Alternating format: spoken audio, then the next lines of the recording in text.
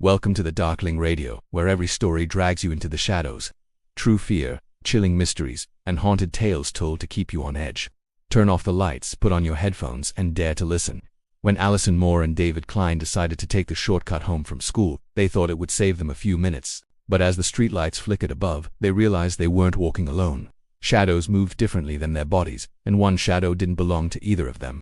The day dragged on longer than I expected, and by the time I stepped out of the school gates, the sun was already dipping low, bleeding orange into the horizon. The playground, usually buzzing with noise and movement, was deserted.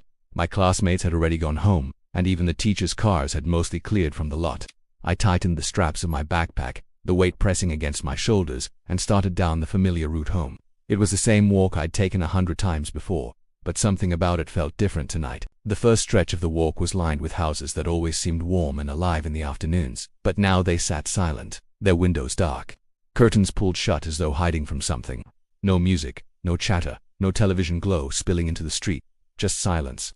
I tried to shake it off, convincing myself I was only imagining it because I wasn't used to leaving school this late. But the silence pressed in, heavy and unnatural. I walked faster, letting my shoes tap out a rhythm against the cracked pavement.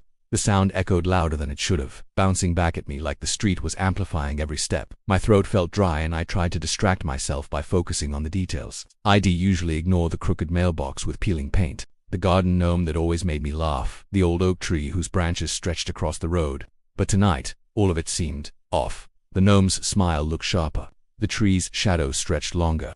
Even the air smelled different, carrying a dampness that didn't belong to the warm evening.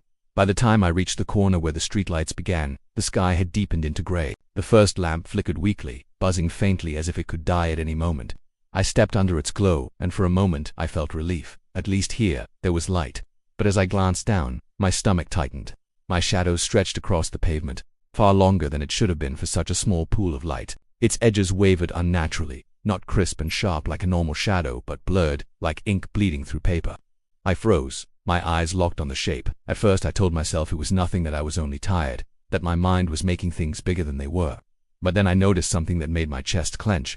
My shadow wasn't moving with me the way it should. I shifted slightly to the left, and it lagged behind for half a second before catching up. Too slow, too deliberate. Like it wasn't just reacting to MIT, was choosing how to follow. A shiver ran up my spine, and I forced my legs to move, quicker this time. The shadow followed again, dragging unnaturally before snapping back into place. My breaths came shorter, sharper, fogging slightly in the air, even though the evening wasn't cold. I told myself to stop looking at it, to just keep moving forward and get home. But the weight of that stretched darkness pulled at me, begging me to notice it. Halfway down the block, I gave in and glanced again. My heart skipped a beat. My shadow was still there, twisted and distorted under the orange glow of the lamp, but there was another shape now, another shadow. It was faint, almost transparent, but I could see it clearly enough. It wasn't mine. It didn't move like mine. It clung close, sliding across the pavement just behind me, a little too tall, a little too thin, with edges that flickered as though it struggled to hold its form. I jerked my head up, scanning the sidewalk behind me, my breath catching in my throat. The road was empty. No footsteps, no figures, nothing at all. Just the sound of the buzzing lamp overhead and my heartbeat drumming painfully in my ears. Slowly, with shaking hands, I looked down again. My own shadow stretched where it should have, distorted but recognizable. And beside it, faint but steady, the other shadow waited. It wasn't disappearing. It was walking with me. I forced myself to walk faster, the straps of my backpack cutting into my shoulders as if urging me to keep moving. My breaths grew uneven, louder in the silence, bouncing off the empty street until it sounded like someone else was breathing just behind me. I didn't want to look down again. I didn't want to see that second shadow. But every step I took made me feel like it was still there, clinging to me, refusing to let me escape. The neighborhood, once so familiar, looked almost unrecognizable. The houses had no light in their windows, no cars in their driveways, no sound at all. The whole street seemed abandoned, and I wondered if maybe I had stayed later than I thought, later than anyone should. The thought chilled me, but not as much as the feeling that I wasn't walking alone. I passed under another streetlight, its glow weaker than the last. Against my better judgment, I lowered my eyes. My heart stumbled. My shadow slid naturally, bending with the light. But the other one twitched. Its legs stretched too long for its body, and its head tilted sharply, as if broken at the neck. The more I stared, the more I realized it wasn't imitating me correctly. My arms swung slightly with my steps, but its arms hung rigid and stiff at its sides. A lump caught in my throat. I quickened my pace. The gravel crunched beneath my shoes in rapid rhythm, but I swore I could hear another set of steps mixed with mine, delayed by just a fraction of a second. The sound was faint but steady, like an echo that wasn't really an echo. I reached the intersection that marked the halfway point home. The road stretched in 3 directions, all swallowed in dim, lifeless gray. I swallowed hard, glancing down at my shadow as I crossed into the darker section of pavement. The light overhead buzzed, once flickered, and went out. For the first time since leaving school, I was swallowed in complete darkness. Relief fluttered in me, because when the light died, so did the shadows. No distorted arms, no tooth-thin figure, just blackness. But the feeling lasted only a second. My chest tightened as I realized that in the dark, I had no way of knowing if it was still there. I couldn't see it anymore, but that didn't mean it was gone. I walked faster, nearly jogging, wishing for another pool of light. The silence pressed in closer with every step, broken only by the pounding of my own footsteps. Then, faintly, another sound joined in. A dragging scrape, soft at first, then louder, like something was following just out of reach, claws scratching across the pavement. My stomach knotted. I spun around, heart hammering, eyes searching the empty road. Nothing moved. The sidewalk stretched long and lonely behind me. No one was there. I turned back quickly and forced myself onward. Finally, the next streetlight appeared, humming faintly, spilling a weak orange glow across the cracked pavement. I stepped into it, desperate for some comfort, and immediately wished I hadn't. My shadow returned, long and stretched as always. And beside it, faint at first, the second one slid back into place, darker this time, sharper at the edges, like it had grown stronger in the dark. My knees went weak. I couldn't move for a moment. I stood frozen in that pool of light, staring at the thing that wasn't supposed to exist. The shape was clearer now, almost too clear. I could make out arms that were too long, fingers that spread into jagged points, its head tilted to one side, not like a person's head, but like something curious, studying me. I forced my legs to work, pushing myself forward again, faster this time, but not quite running. Running would mean admitting it was real. Running would mean letting panic win. I tried to keep my eyes forward, refusing to look down, but the temptation gnawed at me. Every few seconds I could feel it shift slightly at my side, as though leaning closer. The street narrowed, trees closing in on both sides, their branches clawing at the darkening sky. The orange glow behind me faded, and the next streetlight flickered in the distance, weak and unreliable. The shadows stretched further, merging and twisting, until I could no longer tell where mine ended and where the other began. By the time I reached the edge of the next pool of light, my breaths were ragged, sweat chilling the back of my neck. I finally dared to look down again. My shadow was there, and beside it, the second one. But this time, it wasn't beside me, it was standing directly behind me.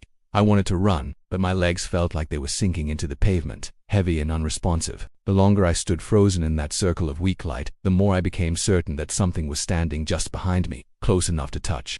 My skin prickled, and I could feel the weight of it pressing at my back, as though the air itself had grown thicker around me.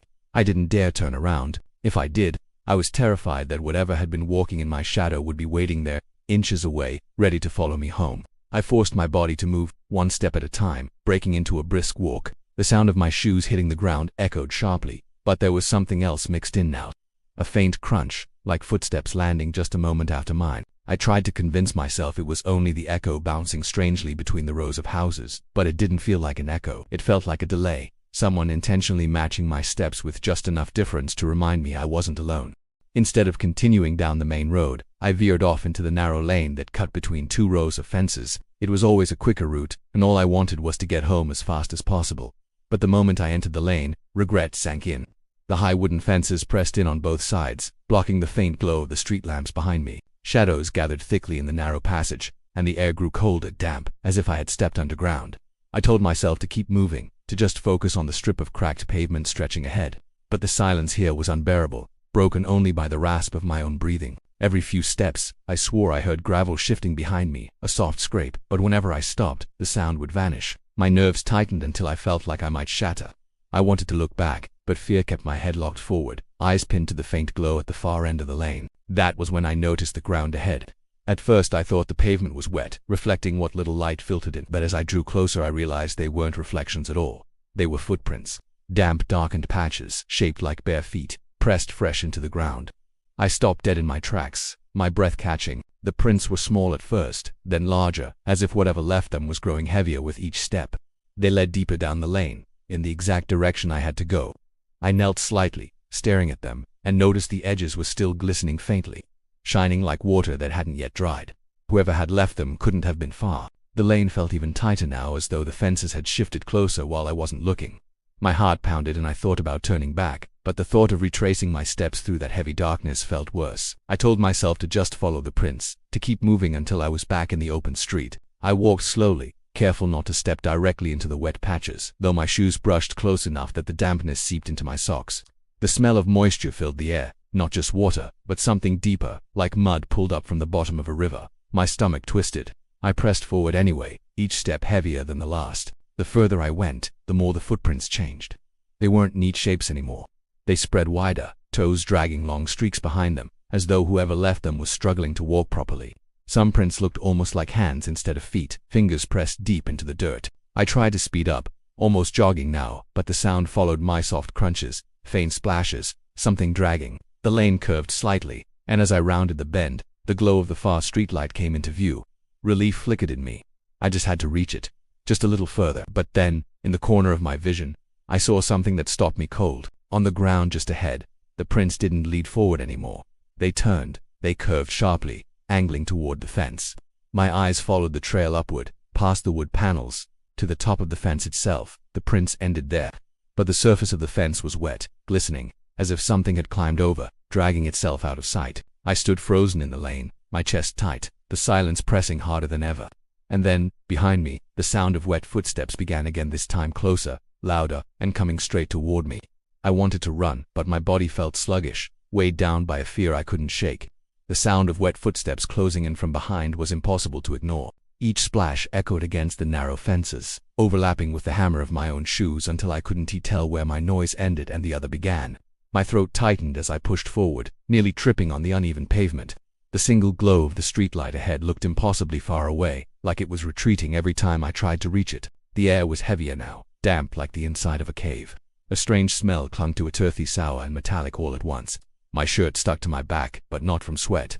It felt clammy, as though the air itself had seeped into my clothes. I tried not to think about the footprints I had seen, the way they had twisted into something inhuman before climbing the fence, but the sound behind me was too real to ignore. I pressed harder, legs burning, but no matter how fast I moved, the noise seemed to match me perfectly. The lane twisted again, the fences stretching taller, the world narrowing until it felt like I was being funneled into some place I was never meant to find. My breaths grew shallow, ragged, and I realized I was starting to panic. Every step felt like I was being herded deeper, further away from anything safe or familiar. Then, something new cut through the air, a dripping sound, slow at first, then quicker, droplets hitting the ground in a steady rhythm. I froze mid-step, ears straining. It wasn't raining. The sky above was clear, a pale gray pressing down on the lane. But the sound was real wet, drops falling one after another, splattering onto the pavement. I glanced down. My shoes were dry, but a thin trail of water streaked the ground just ahead, leading toward the light. My chest tightened. The footprints were gone, but now there was this trail, fresh and glistening, spreading across the cracks in the pavement like veins. I swallowed hard and kept moving, each step making me feel like I was walking deeper into something alive. The streetlight was closer now, buzzing faintly, its glow weak and pale. I wanted to run straight into it, to feel some comfort from the darkness pressing on my back. But just before I reached it, I noticed something that made my stomach turn. The trail of water I had been following didn't stop at the pavement. It spread upward, dripping down the side of the fence, sliding in thin rivulets as though something unseen had leaned against the wood. I forced my gaze higher. For a moment I thought the top of the fence was empty. Then I saw it. The boards were wet, gleaming in the dim light, and at the very top, just at the edge of my vision, pale fingers clung to the wood, long, thin, and too many of them, curling tightly over the edge like claws. My heart nearly burst from my chest. I stumbled back, nearly falling over my own feet. The fingers didn't move. They just gripped the fence, water dripping steadily from their tips, splattering onto the ground below. I couldn't see the rest of the body, but the weight of it pressed into me like a storm cloud. I knew it was there, just out of sight, hanging above, waiting. I bolted forward, sprinting under the glow of the lamp, my lungs burning.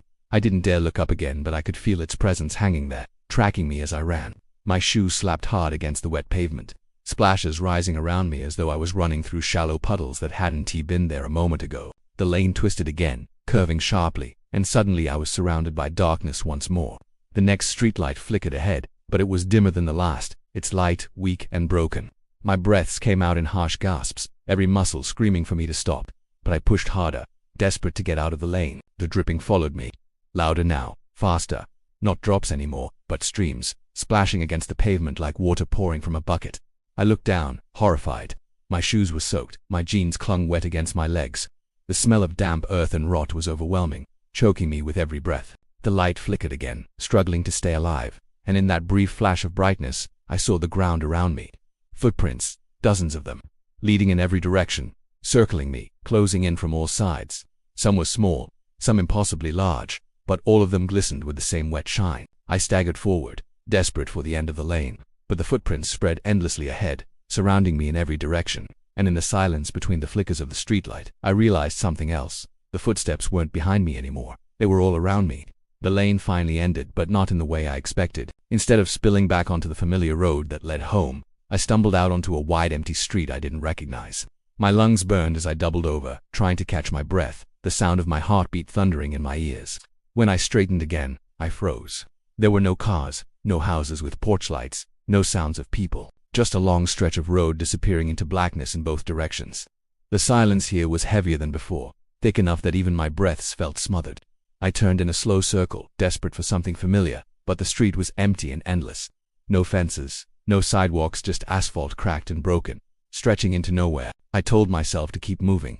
Standing still felt dangerous, like the ground might open beneath me if I stayed too long.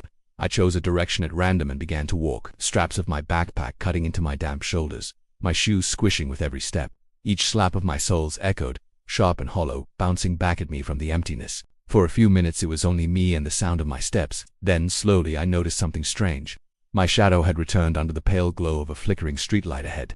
I felt a rush of relief, proof that I was still in a real place, still grounded to the world. But as I got closer, I realized the shape wasn't right. My arms swung slightly as I walked, but the shadow's arms didn't move. They hung stiffly at its sides, elongated, fingers stretching farther than mine ever could. I stopped, my heart hammering. The shadow didn't. It kept walking. I staggered back, staring in disbelief as the thing stretched longer, breaking free from my body completely. Its head turned toward me, though I had no face to see. The streetlight flickered once, twice, and in that brief stuttering glow, I saw more. Not one, dozens. Shadows, long and thin, crawling across the road, all circling toward me. I wanted to scream, but the sound caught in my throat, trapped by fear. The shadows moved closer, their stretched bodies sliding unnaturally, their limbs jerking in odd angles like broken marionettes. I backed away, step by step, but they only closed in tighter, surrounding me in a shifting ring of darkness. When the streetlight flickered again, they were gone. Just an empty road again, endless and silent. My chest heaved, but relief never came. Slowly, with a kind of dread I couldn't explain, I looked down at the ground. My own shadow was gone. The street stretched out without a single trace of me, no dark outline at my feet, no familiar shape tethering me to the light. It was as if I didn't exist at all. And then I saw it just a few feet away, where my shadow should have been. Another figure stood there, rising from the asphalt itself, taller than me, thinner than me, bending forward like it was studying me. I stumbled back, but it leaned forward further, its body twisting, its head snapping at an angle so sharp it looked impossible. The smell of wet earth filled the air again, stronger now, suffocating, filling my nose and mouth until I could barely breathe. The sound of dripping returned, loud and constant, though the ground was bone dry. I turned to run, but the street had changed. The road ahead split into dozens of branching paths, all swallowed in blackness, all silent, all wrong. No matter where I looked, there was no sign of home, no sign of school, nothing familiar. Just endless streets stretching into shadows that seemed to breathe. I forced myself to pick one and sprinted, legs burning, chest aching. I didn't dare look back, but I could feel it's the thing that had stolen my shadow following close, its steps dragging wetly against the asphalt. Every time I blinked, the road changed again, curving in directions I didn't choose, leading me further into nowhere. The flicker of another light appeared in the distance, faint and dying. I ran toward it desperate, every part of me screaming to reach it before the dark swallowed me completely. The glow grew brighter, humming with a weak buzz, and as I stepped into its circle, I risked one last glance at the ground. My shadow was there again. For a split second, relief flooded through me, but then I noticed its hands, the fingers stretched far too long, dragging across the pavement, twitching as though they weren't content with just being shadows anymore. I looked up, my mouth dry, my body frozen. The road ahead was gone. In its place, a row of tall, faceless figures stood at the edge of the light, their bodies swaying as though breathing, their heads tilted in unnatural curiosity. The streetlight buzzed once more, flickered, and went out, and in that suffocating dark, I finally understood I hadn't been walking home at all.